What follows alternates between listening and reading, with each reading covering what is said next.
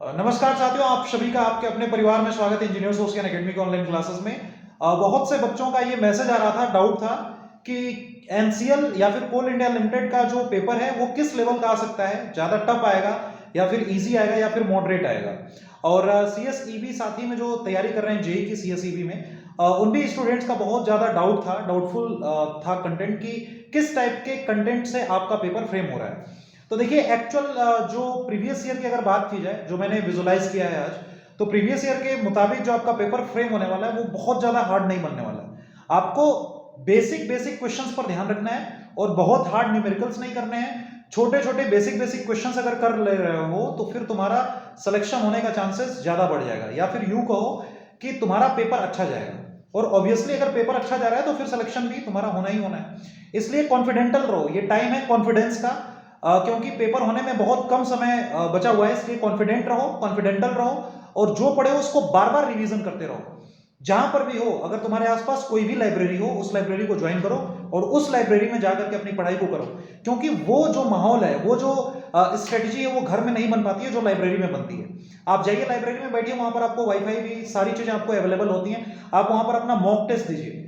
Test series आपने लिया होगा, टेस्ट सीरीज से मॉक खोला और टेस्ट को एक दे गए। पूरा एक कंप्लीट टेस्ट देना है। डेली आपको आज से एक कंप्लीट मॉक टेस्ट देना है और अपनी गलतियों पर विचार करना है।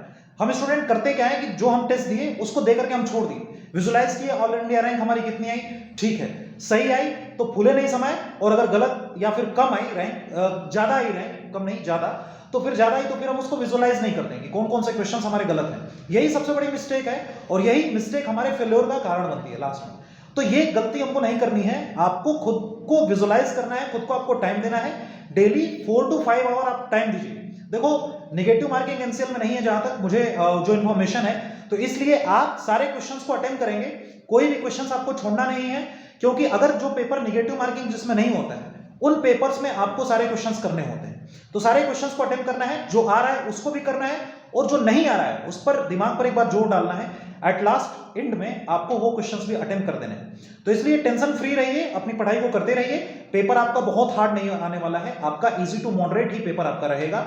आपने अगर पढ़ा है, सारे सब्जेक्ट को रिवाइज किया है, थियरली आपने किया है, एमसीक्यू किया है, ऑब्जेक्टिव किया है, टेस्ट सीरीज दिया है, तो फिर आपका पेपर अच्छा जाएगा। Okay, wish you all the very best. पढ़ते रहो और कल नहीं परसों यानी कि डे आफ्टर टुमारो 1 मार्च 2024 को मिलेंगे रात 9 बजे महा मैराथन के साथ। लगभग 100 से ज्यादा क्वेश्चन करेंगे। रात में 9 बजे से सेशन स्टार्ट होगा और कब तक चलेगा इसके बारे में हमको भी नहीं पता है। क्वेश्चन फ्रेम कर रहा हूं, आज रात में मैं फ्रेम करूंगा, कल भी मैं फ्रेम करूंगा और आपको परसों उसको डिलीवर्ड करूंगा।